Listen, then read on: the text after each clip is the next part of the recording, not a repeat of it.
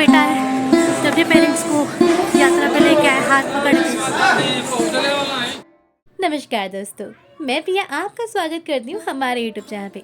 और आज की इस वीडियो में मैं आपको करवाने वाली हूँ श्री माता वैष्णो देवी के दरबार के दर्शन। और हम गए थे नवरात्रों में, तो उस टाइम माँ का दरबार जो है बहुत खूबसूरत तरीके से सजा था।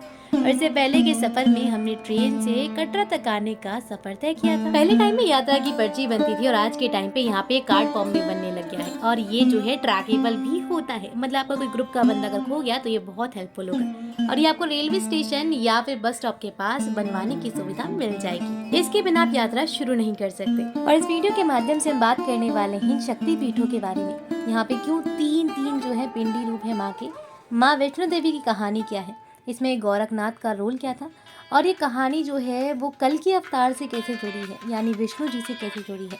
आइए आपको सब बताती हूँ, मगर इससे पहले करते हैं हमारे सफ़र को शुरू।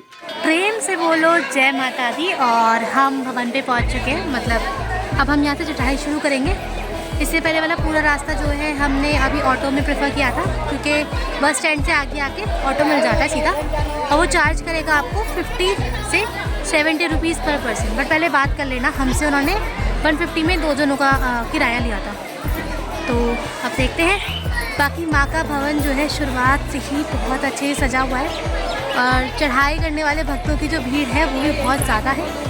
यहाँ से टोटल 14 किलोमीटर का ट्रैक है एट मोस्ट, जितना मुझे याद है, और थोड़ा बहुत ऊपर नीचे तो चलता है। बाकी अभी हम सोचे बाणगंगा पे रुकने का, चेंज करके फिर अपना सफ़र और माँ की यात्रा जो है उसे शुरू करने का। तो मुझे इंतज़ार है मेरे पापा का जो लाइन में लगे हैं बैग चेकिंग के लिए। तो मेरे पास 2 बैग है, मेरा बैग, मेरे पापा का बैग, फिर खाने वाला बैग, फिर मेरा साइड बैग और मैं बैठी इंतजार में। गुलशन कुमार के लंगर से पहले ही ये माँ के चरणों का जल है, जो कि आप पी के अपनी यात्रा शुरू कर सकते हैं। रास्ते में आपको पहाड़ी बकरी दिखाई देंगे, और नहाने की सुविधा के लिए यहाँ पे 3 घाट भी हैं, जिनमें बाणगंगा बहती है।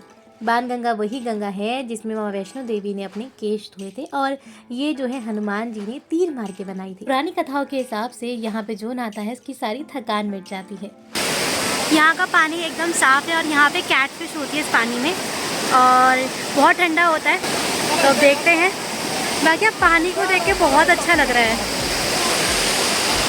मैं जस्ट अभी नहा के आई हूँ और मुझे ठंड चढ़ गई है बहुत ज़्यादा, सर में दर्द हो रहा है क्योंकि पानी बहुत ज़्यादा ठंडा था, और सही में थोड़ा सा एनर्जेटिक भी लग रहा है। बाकी अब चढ़ाई शुरू करते हैं। हमें वहाँ पे एक बाबा मिले जो कि तिलक लगा रहे थे। उन्होंने मेरे पापा के पहले तिलक लगाया, उसके बाद मेरे भी लगाया।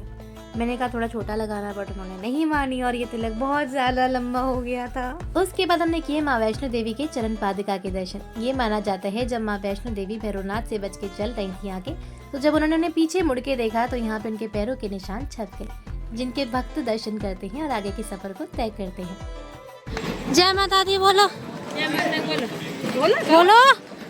कंफ्यूज हो गया। इस पहाड़ी से सामने वाली पहाड़ी पे एक शिव मंदिर है, जो कि मैं हमेशा देखती हूँ, बट आज तक कभी जा नहीं पाई।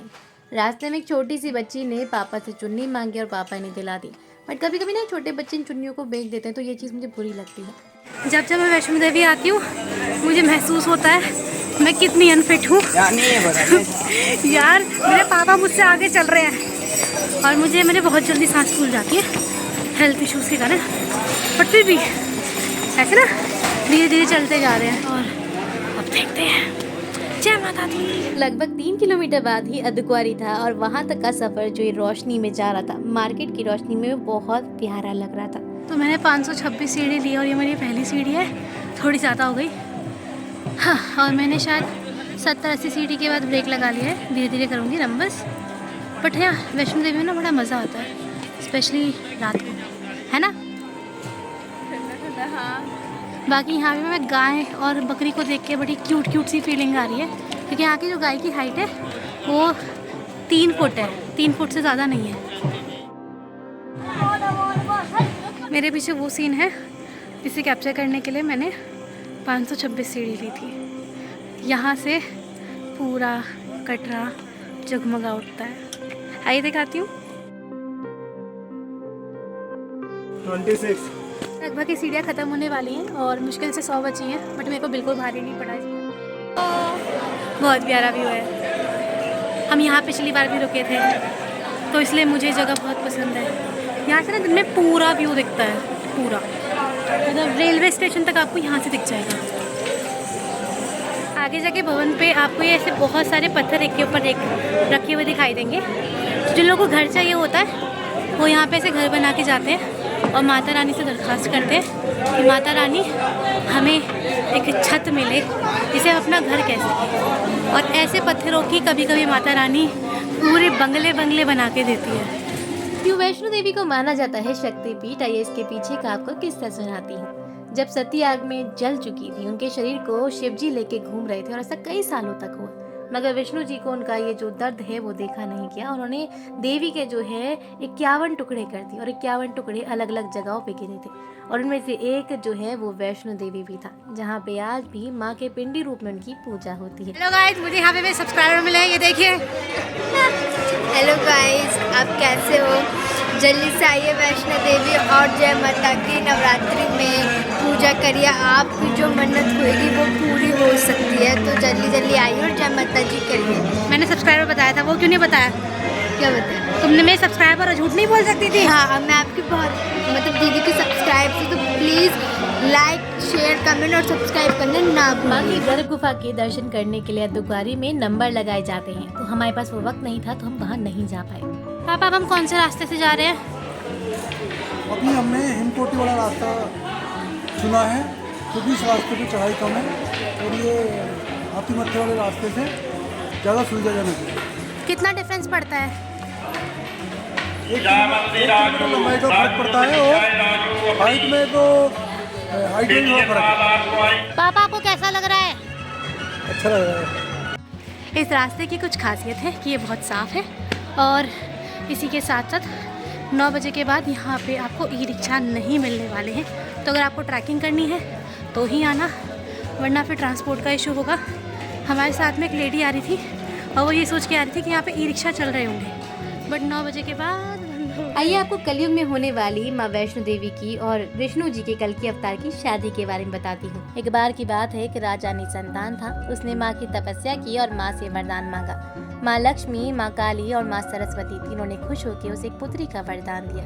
बड़े होते होते पुत्री जो है वो भगवान की भक्ति में लीन हुई। उन्होंने सभी मोह माया त्याग दिया और राम जी की तपस्या में लीन हो गई। जब वो 9 साल की थी, राम जी ने उन्हें दर्शन दिए और उन्होंने इनसे शादी करने का प्रस्ताव रखा, मगर राम जी ने मना कर दिया। उन्होंने कहा कि इस जन्म में मैं शादीशुदा हूँ, मगर एक रोज मैं दोबारा तुम्हारे पास जरूर आऊँ और अगर तुमने मुझे पहचान लिया तो मैं तुम्हारी इच्छा जरूर पूरी करूंगा। मगर जब वो तपस्या करके सीता को जीत के उनके पास दोबारा पहुंची, यानी वैष्णो माँ के पास दोबारा पहुंची, तो वैष्णो माँ ने उन्हें बुजुर्ग रूप में देखा। तब उन्होंने पूछा कि आप मुझसे शादी करना चाहोगी? तो वैष्णो ने कहा कि मैं अपने राम जी का इंतजार कर रही हूँ। और इसी बीच में राम जी ने अपना रूप लिया और उन्होंने कहा कि इस युग में तो हमारा विवाह नहीं हो पाएगा, कलयुग में जब मैं अपने कल की अवतार में आऊंगा तब हमारा मिलन होगा। तब तक तुम अपने भक्तों की मुरादें पूरी करो।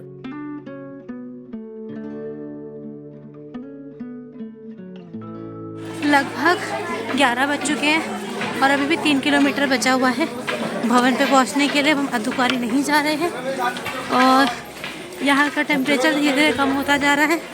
अनफॉर्चुनेटली हम स्वेटर्स नहीं लाए क्योंकि हमें लगता था कि गूगल पे टेम्परेचर तो 21 है तो हो जाएगा एडजस्ट, बट नहीं, यहाँ का टेम्परेचर धीरे धीरे ठंडा होता जा रहा है। तो हियर इट गोज़। जुगाड़, शायद क्यूट। प्लीज़ यहाँ से बर्गर ना लें, मतलब बर्गर की उम्मीद से बर्गर ना लें, टेस्ट ओके ओके। अब लगभग आधे किलोमीटर का जो है ट्रैक बचा है और यहाँ से भवन दिख रहा है, जिस पे कितनी अच्छी लाइटनिंग हो रखी है, सजावट कैसी है। बट कुछ लोग कह रहे हैं कि सजावट ज़्यादा अच्छी नहीं हुई, तो वहाँ जाके पता चलेगा कि कैसा सजा है माँ का भवन।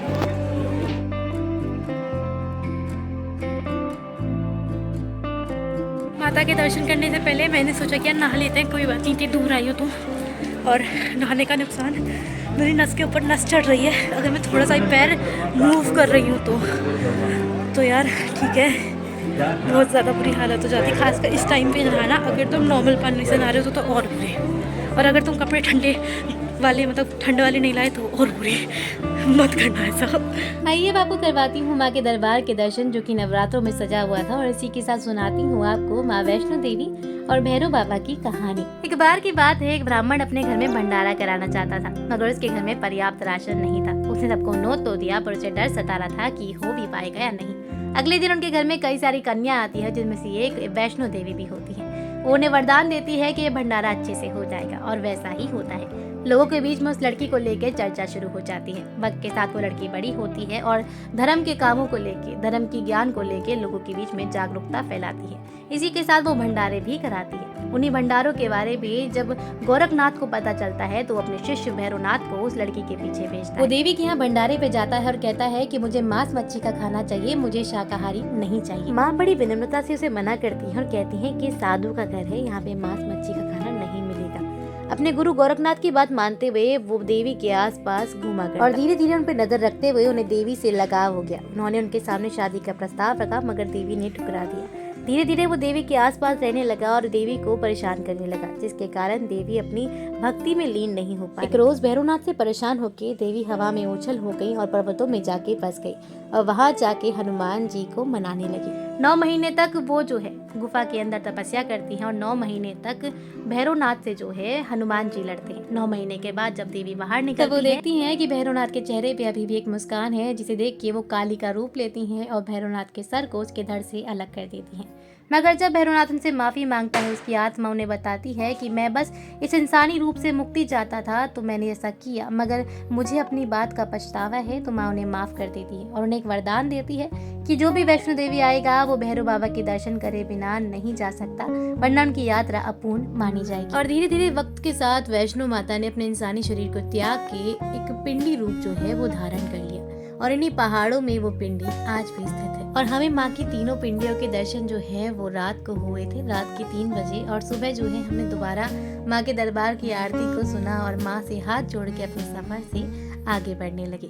तो अगर आप कभी वैष्णो देवी गए हैं तो कमेंट बॉक्स में लिख के जरूर बताएं आपको माँ का दरबार कैसा लगा। और ये जो सजावट है इस बार, जो कि लगभग 7 करोड़ की हुई है, क्या ये आपके हिसाब से मतलब अच्छी हुई है या फिर इसमें थोड़ी सी कमी लगी? आप उसके बारे में भी अपना ओपिनियन शेयर कर सकते हैं। मैं प्रिया आपसे विदा लेती हूँ। आने वाले सफर में हम आपको मिलेंगे भैरव बाबा के दर्शन करते हुए, जो कि आने वाला है ट्यूसडे को। तो तब तक बने रहें। जय माता दी। वैष्णो माता की जो यात्रा है वो भैरव बाबा के दर्शन के बिना अधूरी है, तो हम जा रहे हैं भैरव बाबा के दर्शन करने।